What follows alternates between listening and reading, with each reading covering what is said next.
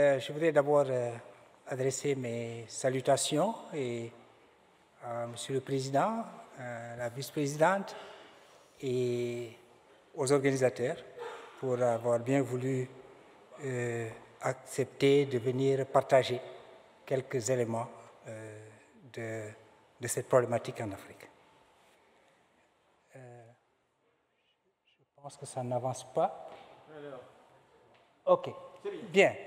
Donc, je vais avancer quelques éléments de débat autour de la problématique du vieillissement en Afrique subsaharienne en utilisant une approche socio-anthropologique et en convoquant de temps en temps les sciences de l'environnement et la philosophie qui font partie de mon background académique. Alors, je ne sais pas si j'en aurai le temps pour couvrir tous ces éléments, mais je voulais partir des statistiques comme prétexte simplement, parce que la vieillesse, ce n'est pas que des statistiques et leur dimension biomédicale. La vieillesse, c'est aussi des touchés, des pratiques, des gestes, des rapports au corps, aux émotions, à l'environnement, des relations interpersonnelles et de groupe, des regards, des ressentis. La vieillesse, c'est aussi des idées qui sont encapsulées dans des paroles, dans des prières, dans des images, dans des proverbes, des contes, des légendes, des récits, des chansons, dont je voudrais partager certaines avec vous, des rythmes. La vieillesse, c'est des noyaux de sens à rassembler dans des visions du monde, dans des philosophies du passé et du futur.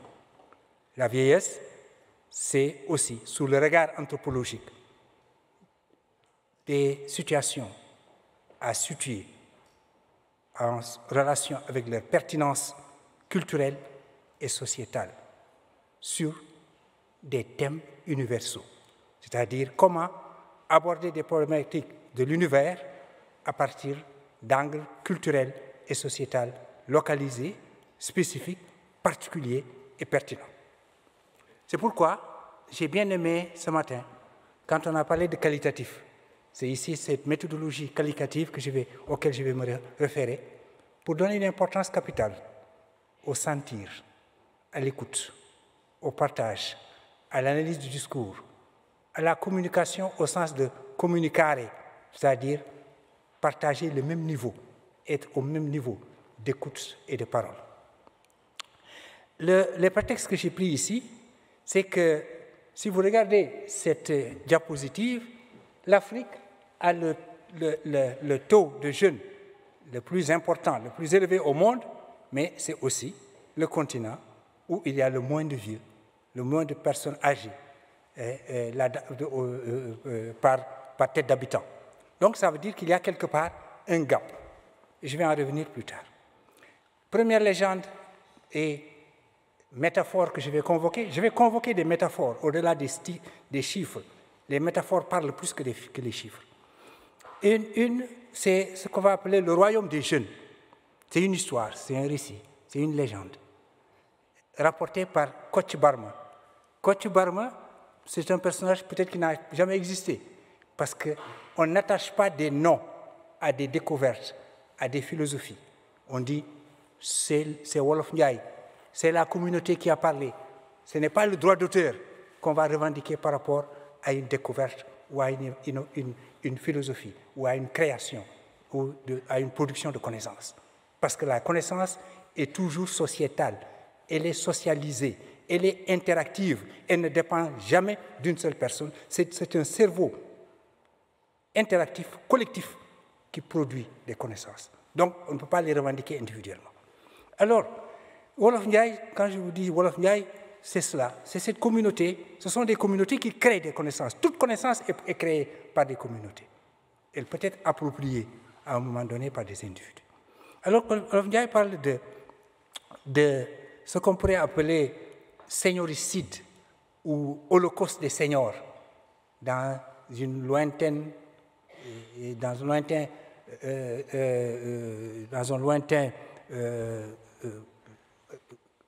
société, pays du Sénégal, un royaume, où il y a un coup d'État. Les jeunes prennent le pouvoir et décident de tuer tous les vieux. Il faut les éliminer parce qu'ils nous fatiguent. Alors, on les tue, les vieilles, on les tue, et puis le roi, qui est toujours un mal d'ego, de développement de son ego, il décide de tuer la plus belle chèvre et d'en faire immédiatement un vêtement, de prendre sa peau et de faire immédiatement un vêtement. Alors, il fait le vêtement, c'est très joli, il se pavane, et puis ça commence à sécher, à durcir, et il trouve sa peau, son corps est coincé par la peau de l'animal. Alors, il crie, il pleure, etc., et d'autres jeunes en profitent pour lui régler des comptes, jusqu'à ce qu'à un moment donné, un des jeunes dit « Ah, et si j'allais consulter ma grand-mère et mon grand-père que j'avais cachés ?» Alors, il va les consulter. Ils lui disent « Bon, vous le prenez, votre roi, là, vous le prenez, vous le jetez dans le fleuve, et à un moment donné, avec l'eau, la colle va se détacher et il va s'en sortir. » Et ils le font. Alors, le roi dit « Hé, toi, tu n'as pas dit ça. C'est un vieux que tu as certainement caché qui t'a dit ça. Va me le faire venir. » On fait venir les vieux, l'homme, le vieux et la vieille. Alors le roi dit, dorénavant, vous allez vous asseoir ici avec des sièges particuliers en face du trône pour lui dire ce qu'il faut faire. Et Wolof Ndiaye conclut qu'un vieillard mérite d'être conservé dans le royaume. Alors, parce que s'il n'y a que des jeunes, si les seniors disparaissent, si les seniors sont exclus socialement, parce qu'une autre manière de disparaître aussi, c'est d'être exclus socialement, alors s'ils veulent rester continuellement des jeunes, alors à partir de ce moment, il n'y aura plus de jeunes aussi. Il n'y aura plus de cohésion sociale.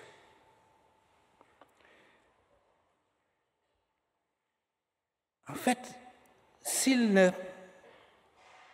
veulent rester continuellement des jeunes, alors ils seront en compétition avec les jeunes. Et un dicton wolof dit ku iñaane sa ndono c'est des ñaaw. Si vous compétissez, vous rivalisez avec les jeunes, votre mort ne sera pas une mort agréable. Alors, donc, à travers cette histoire, nous avons une autre histoire. C'est le droit, parce qu'on est présent, de participer. Et le dicton wolof que vous allez retrouver dans d'autres pays africains, c'est « Mam, lu la ci boole fekkee ma ci boole. Mam, lu la ci boole fekkee ma ci boole. » Alors, dès qu'on le bat, on entend ce qu'on veut dire par cela. Il dit, grand-mère, qui t'a invité? Pourquoi tu prends la parole? Tu ne fais pas partie de notre groupe. Elle répond, je dois prendre la parole parce que je suis présent. La présence donne le droit de prendre la parole. La présence donne le droit de la non-indifférence. Alors, le concept de vieillesse ici, mam, est associé à l'idée d'accumulation de temps, de cristallisation d'intelligence collective, émotionnelle, sociale, corporelle, sensible, discursive, imaginative. C'est cet ensemble-là qui ne saurait être réduit à des dimensions purement médicales, sanitaires ou économiques ou technologiques. La somme de connaissances d'une époque qui est transmise à une autre génération. C'est pourquoi vous allez voir ce dicton tout le temps. Mam dundal, dundal, dundal, dundal, ce dundal amna njëriñ. C'est-à-dire, mam, ancien, ancêtre, grand-mère, vie, vie, vie. Parce que ta vie a un sens pour nous, on a besoin de ta vie. Mam dundal, bedun de sapila. C'est-à-dire, grand-mère, vis jusqu'à ce que tu n'aies plus envie de vivre, parce que la vie n'a plus de goût pour toi. Mais entre-temps, on doit tout faire pour donner ce goût à la vie à grand-mère. Grand-mère doit bénéficier, jouir de la vie. Et nous allons revenir là-dessus plus tard. Alors, c'est la raison, c'est pourquoi, c'est en ce sens que comprend les propos des anthropologues, tels que Louis-Vincent Thomas. Il dit que le bébé à sa naissance, c'est le bébé. On lui dit qu'il vive longtemps, qu'il ait de l'intelligence, qu'il ait père et mère, qu'il soit vieux au point que sa tête soit toute fleurie. Et nous traduisons, c'est une mauvaise traduction, que sa tête soit couverte de cheveux blancs, parce que les cheveux blancs sont des fleurs, c'est des fleurs de la mort. Et il dit, au point que tu ne puisses pas marcher, mais vis. Et une autre prière dit, que Dieu te donne une longue vie, que tu vieillisses au point que tu ne puisses plus rien faire par toi-même, que ton corps soit rabougri et qu'on t'étende comme linge au soleil.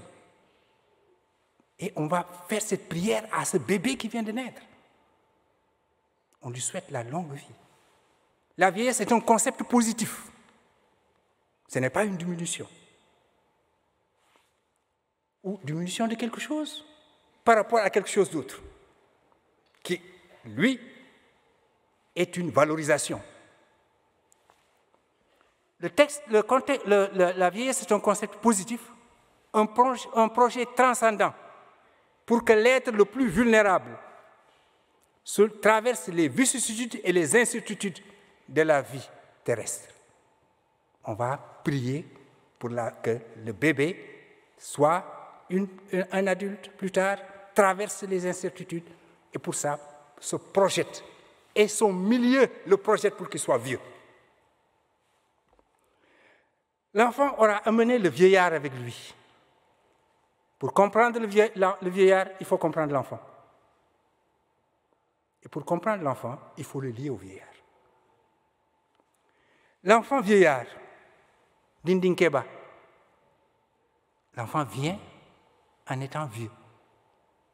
On dit Mag Boudembe Delussi. L'enfant, c'est le vieillard qui est parti et qui est revenu. Et on le dit quand l'enfant fait preuve d'intelligence, d'empathie, de connaissance de choses qui ne sont pas dites oralement, l'implicite, le sens caché, la capacité de décoder cela, on va l'attribuer à un enfant qui est vieillard, si jamais c'est un enfant. Et la reproduction, l'enfant vieillard revient, ce lien revient par la reproduction de cette reproduction du vieillard dans le corps de l'enfant fait qu'il puisse communiquer avec le vieillard. Parce que c'est l'autre côté du miroir. Quand l'enfant meurt, le grand-père dit « J'ai laissé s'échapper mon miroir est parti. » Parce qu'il se voit dans l'enfant. Et réciproquement, l'enfant le voit autour. Et c'est ça qui va expliquer qu'au moment de la mort d'une vieille personne, les petits-enfants vont chanter et danser, porter les habits de la vieille personne pour le singer en quelque sorte, amener les gens à rire pour tourner la page du deuil, parce qu'ils sont là. Je pense que le rapport anthropologique entre l'enfant et la vieille personne est un rapport civilisateur. Il fonde la civilisation. Il a été inventé. La vieillesse n'est pas un attribut naturel. La vieillesse est une invention sociale. Et le moteur de cette invention sociale, c'est le lien très fort entre l'enfant et l'adulte, entre le nouveau-né et le grand-père. Et d'abord avec la grand-mère. Tout le monde est grand-mère. La mère devient grand-mère à partir d'un certain âge. Même si elle s'adresse à sa fille, mais elle s'adresse à sa fille comme grand-mère. Le grand-père devient grand-mère. À un moment donné, il porte les attributs de grand-mère. Et c'est justement ce toucher, ce regard, ces échanges profonds et intimes, c'est ça qui va fonder plus tard le sens du partage, le sens de l'empathie, le sens de l'amour, le sens du pardon.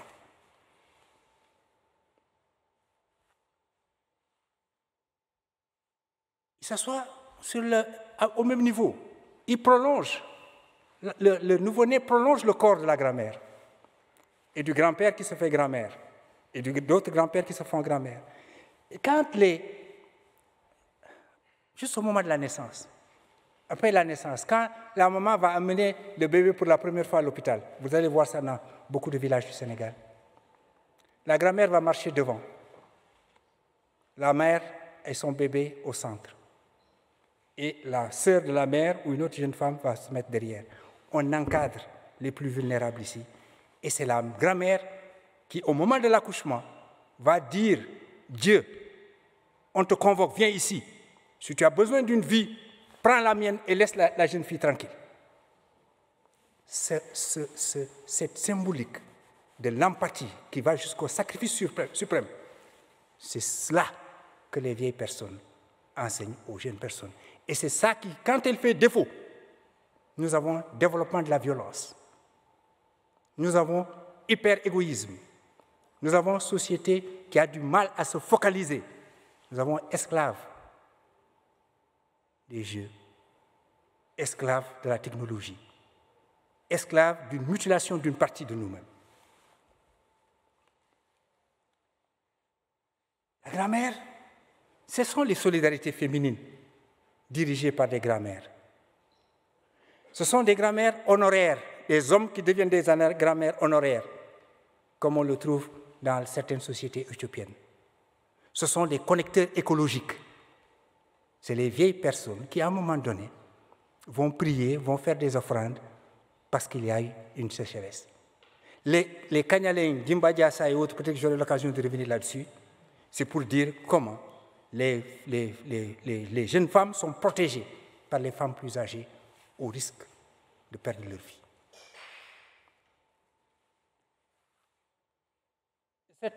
Cette image, peut-être je vais la convoquer. Ici, c'est une société féminine dirigée par des vieilles femmes. Et chaque fois que je présente cela, je le fais avec beaucoup d'émotion, parce que c'est ma mère qui est à côté ici, et qui est décédée il y a une dizaine d'années. Mais c'était comme si c'était hier. Et à côté ici, ce sont des hommes qui s'habillent en femmes et qui sont les mères et les grand-mères des jeunes qu'on va aller circoncire. L'acte le plus masculin, le plus viril, va être sous la coupe symbolique, sous l'autorité symbolique des femmes.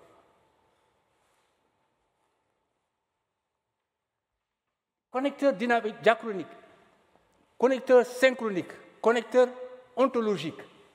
Parce qu'on ne peut pas imaginer le suivi de la grossesse et de l'accouchement sans la grand-mère. C'est elle qui va faire les massages. La vieille, c'est une toucher. C'est elle qui va faire les massages. C'est elle qui va gérer le cordon ombilical, les rites de baptême, la gestion de l'accouchement, de postnatal. Dans cette gestion de l'accouchement, c'est elle qu'on va appeler, la vieille qu'on va appeler. Et on lui dira, viens et n'envoie personne. Tout comme quand elle va aider la femme à accoucher, elle va dire à Dieu, Dieu, on te convoque. N'envoie personne, n'envoie ni les anges, ni personne. C'est toi, on a besoin de toi pour sauver cette fille, cette femme. Et si tu dois prendre une vie, prends la mienne. C'est le sevrage. On ne peut pas imaginer le sevrage sans la grand-mère. La grand-mère, quand je dis grand-mère ici, ce n'est pas seulement la grand-mère biologique ou généalogique, c'est toutes les femmes en âge d'être des grand-mères. Alors là, cette grand-mère, c'est elle qui va prendre possession du bébé à un moment donné. Parce qu'il est difficile à gérer. Elle va dormir, le bébé va dormir dans son lit. Elle va s'occuper du bébé. Un attachement très fort entre le bébé et la grand-mère. Et c'est quand vous manquez de grand-mère, le jeune couple commence à se rendre compte de l'importance de la grand-mère. Et on va la chercher ou bien on amène le bébé là-bas. Parce que le lendemain, il faut aller travailler et le bébé va pleurer toute la nuit. Il ne peut pas pleurer tout seul dans sa chambre. C'est scandaleux de laisser un bébé dans sa chambre, dans cette culture locale. Il faut être avec lui, parce qu'il a besoin de vous. L'éducation sexuelle. La grand-mère, qu'est-ce qu'elle va faire? Elle va le faire tout le long de la vie de l'homme, depuis l'enfance, jeune homme, etc. Elle va l'appeler mon mari. Le bébé, c'est mon mari. Et le grand-père, c'est ton rival. Il faut je dors avec toi. Et lui, il est devenu caduc, etc. Avec toutes les implications que l'enfant va penser, va intérioriser progressivement, et nous allons commencer son éducation sexuelle. Héritage, généalogie, le totem. Qui enseigne aux gens les relations tétoniques? C'est-à-dire, qui enseigne aux gens les animaux auxquels ils sont apparentés et avec lesquels ils communiquent, par les rêves et par les songes? C'est qui va relier l'homme à une chaîne de relations animales qui elle-même débouche sur une chaîne de relations végétales qui elle-même débouche sur une chaîne de relations avec l'univers, de relations écologiques. Ce sont les grands-mères. Classe d'âge encore coquette et branchée. Et ici, branchée, parce que là, ce sont les jeunes femmes. Mais c'est la vieille qui est toujours derrière. Elle est en distance. Et quand les gens vont partir, elle va analyser. Et va relancer la discussion individuellement. Ici, le centre est à la périphérie. Les grands-parents, les vieilles personnes, c'est les voix des sans-voix. C'est les porteurs des plus vulnérables. C'est les souverains aux pieds d'argile, aux pieds nus. Le roi de Oussouy, il ne porte pas de chaussures. Ma grand-mère ne portait pas de chaussures. Elle marchait tout le temps pieds nus. J'avais du mal à comprendre pourquoi. On se moquait tout le temps d'elle. Grand-mère, tu portes... On peut acheter une belle robe, beau boubou, mais elle dit, niet, je porte la robe, les trucs, mais pas de chaussures.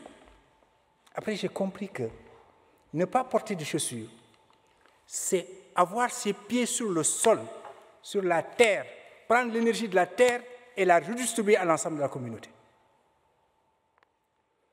Cette histoire de grand-mère était très intéressante. Quand j'étais au CP, la petite classe, j'étais malade. Et puis, je suis resté longtemps malade et je suis venu à l'école après. C'est ma grand-mère qui m'amenait tout le temps à l'école. Ça, pas question que j'y aille seul ou bien qu'une personne m'amène. C'est ma grand-mère et parce qu'on cause. Regardez les causeries entre vieilles personnes et enfants. C'est des causeries très profondes, très sérieuses. La vieille personne ne prend pas l'enfant comme étant un enfant. Et l'enfant prend la vieille personne comme son égal. Alors, donc, elle faut s'occuper de ça. Et puis, au lendemain de mon congé de maladie, je viens, elle me dit, qu'est-ce que tu veux manger aujourd'hui? Je lui dis, bon, je veux une goyave. Parce que je me souviens tout le temps de cela. Je dis, mais ce n'était pas la saison. Bon, on va à l'école. Et à 11h, elle toque. Et elle entre. Elle dit au maître, à l'instituteur, j'ai besoin de voir mon petit-fils. Je dis, oui, mais ce n'est pas la récréation est passée. Il dit, non, je veux lui amener une goyave. Je dis, mais on est en classe. Elle dit, alors, je ne bouge pas d'ici tant que mon petit-fils n'aura pas pris la goyave, parce qu'actuellement, il est plus important pour lui, pour sa récupération, de manger la goyave que de suivre ton cours. Et voilà, j'étais très content avec ma goyave, etc. Et surtout qu'on a défié le maître et qu'on l'a battu. Donc, les massages, c'est pourquoi quand on vous dit Mac Bourle,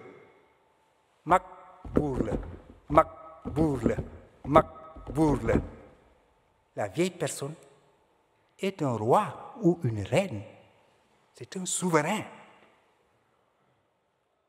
Ce n'est pas n'importe qui.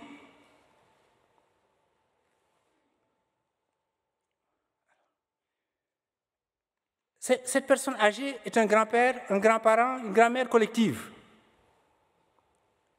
Elle est grand-mère de tous les jeunes, de tous les enfants, etc. Elle est grand-mère, ils sont grands-pères. Elle se fait masser par tous ces gens, parce qu'elle les a massés quand ils étaient petits. La personne âgée n'est pas exclue du circuit de production. On va, certes, lui dire de ne pas faire les tâches les plus difficiles, les plus ardues, celles qui sont les plus pénibles, Mais les tâches qui vont demander beaucoup de concentration, d'imagination, de travail de fourmi vont être confiées aux vieilles personnes. Elles travaillent tout le temps. Et c'est pourquoi vous avez ce dicton qui dit de prier comme si vous allez mourir demain, mais de travailler comme si vous n'allez jamais mourir. Parce que la vieille personne travaille tout le temps, que ce soit un travail productif ou un travail social ou un travail intellectuel, elle travaille tout le temps. Si on parle de ce concept, vous voyez, qu'est-ce que ça va provoquer comme changement de paradigme par rapport à tout ce que les sociétés capitalistes, industrielles, mercantilistes, de productivistes ont produit. Et production qu'il faut, qu'on est en train de changer, on est en train de procéder à un changement de paradigme, de réfléchir différemment, parce que le productivisme est en train d'être dépassé. Nous entrons dans d'autres ères. Il vous reste deux minutes pour conclure, Cheikh. C'est surtout l'art oratoire. La vieille personne, c'est celle qui sait parler. Comment parler, comment arrondir, comment nuancer, comment dépasser les contradictions discursives. Elle a le droit d'être belle, continuelle belle. On tresse, je vais revenir là-dessus plus tard, on tresse, on fait des aînés, on cherche des habits, on lui donne des parfums. Elle doit continuer à se battre pour être belle. Il s'isole. Qui va parler à l'occasion de la mort pour rassurer les survivants, pour les aider à tourner la page du deuil? C'est ici des cas, je pourrais revenir là-dessus, ce sont les vieilles personnes. Le concept social d'intégration verticale dans les systèmes d'organisation sociale, où il y a des systèmes d'organisation sociale, où il y a des classes d'âge, et il y a des structures d'organisation, ce sont les vieilles personnes qui sont les plus. Le président de la République qui s'agenouille devant une vieille personne. Et l'autre, c'est mon étudiant qui fait la même chose pratiquement. Nous ne sommes pas au même niveau. Vous êtes d'un niveau inférieur. C'est un rapport ontologique. Et là, vous allez m'excuser pour que je dise ça. Le vieillard, c'est aussi... La souffrance ici est transformée en force. Il n'entend plus, oui, parce qu'il entend les voix du village qui est à l'au-delà. Il parle, on ne le comprend pas, oui, parce qu'il parle avec les anciens qui sont déjà partis. Donc comment on va transformer? Il ne marche pas, oui, parce qu'il est devenu esprit. C'est un rapport social à la mort. Il faut la belle mort. Il faut qu'il meure détendu. Un ensemble de microprocessus vont être mis en place pour qu'il meure presque en souriant.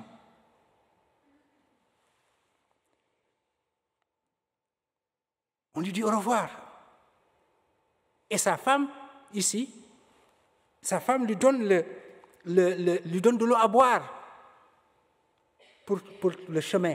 La mort, ce n'est pas une fin, c'est un changement d'état. C'est un voyage qui continue.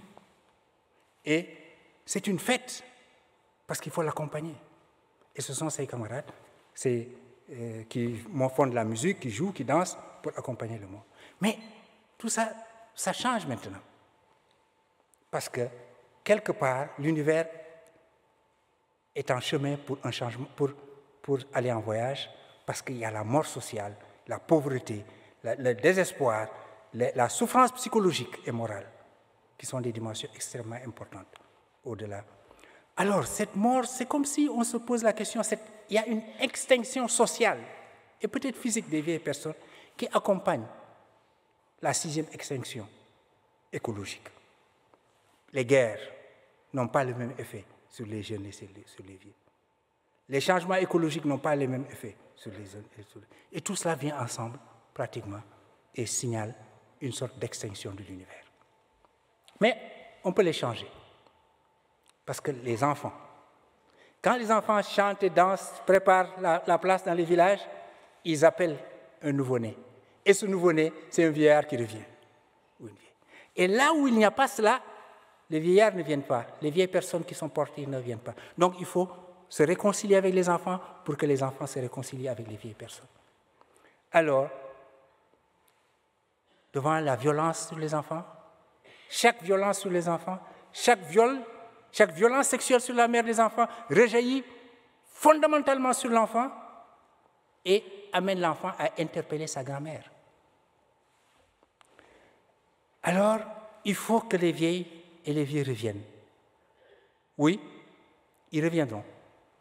Ils reviendront pour sortir de l'enfermement symbolique dans l'univers hospitalier, dans la médecine mécanisée, hyper technicisée, hyper robotisée, hyper technicisée.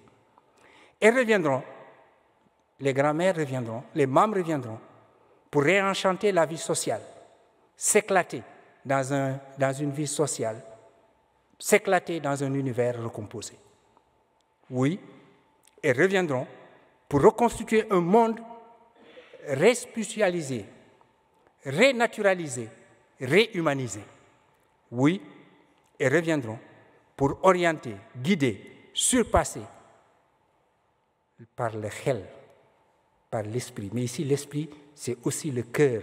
C'est le cœur et c'est le nez. Je vais peut-être revenir là-dessus. Elles reviendront pour surpasser l'inventivité technologique. Qui va contrôler l'inventivité technologique? Qui va contrôler le virtuel, le numérique, la robotique? Qui va lui donner un sens humain? Elles reviendront. Elles reviendront pour relever le défi des gaps d'empathie, pour relever le défi du droit à la non-indifférence, le défi du droit à l'expression solidaire. Elles reviendront parce qu'elles sont encore en nous. Je vous remercie.